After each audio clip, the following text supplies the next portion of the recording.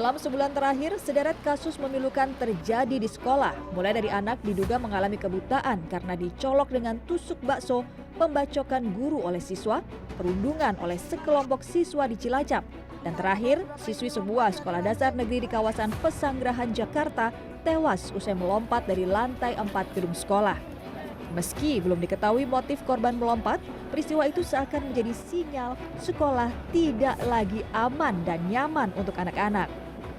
Pasca kejadian siswi kelas 6 SD yang diduga melompat dari lantai 4, proses belajar mengajar di SD Negeri 06 Pesanggerahan, Jakarta Selatan untuk sementara dihentikan dan diubah menjadi sistem online ataupun PJJ. Nah, ini merupakan gedung tempat kejadian perkara pada Rabu pagi lalu dan TKP persisnya juga sudah ditutupi oleh garis polisi, sementara untuk akses menuju lantai 4 sendiri sudah ditutup dan dikunci oleh pihak sekolah.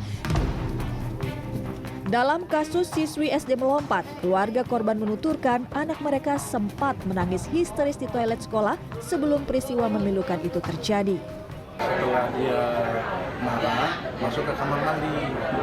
Setelah dinasihati sama gurunya, dia masuk kamar mandi, dia cerita. Habis dia cerita, dia ambil bangku.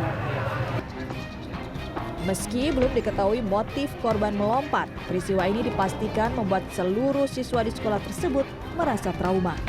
Komisioner KPAI Bidang Pendidikan Aris Adileksono menuturkan KPAI akan melakukan pendampingan trauma healing untuk para guru, murid, dan keluarga korban. Apa yang sudah terjadi, yang pertama kami berharap agar video yang sempat viral ya, mohon untuk kemudian bisa dihentikan karena itu bisa membuat trauma pada keluarga korban, dan tentu harapannya suasana ini bisa kembali kondusif sehingga ada 314 anak yang lain bisa kembali belajar. Pengamat pendidikan sekaligus dosen Universitas Multimedia Nusantara Doni Kusuma mengatakan sekolah tidak lagi menjadi tempat yang aman dan nyaman bagi anak-anak, tidak terlepas dari kualitas tenaga pendidik saat ini. Doni Kusuma menyinggung pelatihan terhadap tenaga didik yang tidak merata sehingga tidak semua guru paham cara menghadapi peserta didik dalam kondisi tertentu. Jadi guru-guru itu bahkan yang sekolah penggerak pun tidak banyak memperoleh materi-materi tentang pendekatan psikologis, lalu kemudian bagaimana melihat indikasi anak-anak yang bermasalah, kalau ada anak bermasalah, bagaimana mengatasinya, komunikasi dengan orang tua, kalau perlu di-refer kepada psikolog atau psikiater. Ini tidak ada pelatihannya, jadi pemerintah sebaiknya fokus pada pengembangan guru dan keterampilan dan pengetahuan yang dilatihkan itu bukan tentang kurikulumnya, tetapi tentang bagaimana dia mendampingi siswa itu, bagaimana mengenali keunikan dan kekhasan siswa. Sekolah menjadi rumah kedua bagi anak-anak, karena sebagian waktu anak-anak nyaris setiap hari dihabiskan di sekolah dan tanpa pendampingan orang tua mereka. Masyarakat tentu berharap dunia pendidikan khususnya sekolah terus berbenah.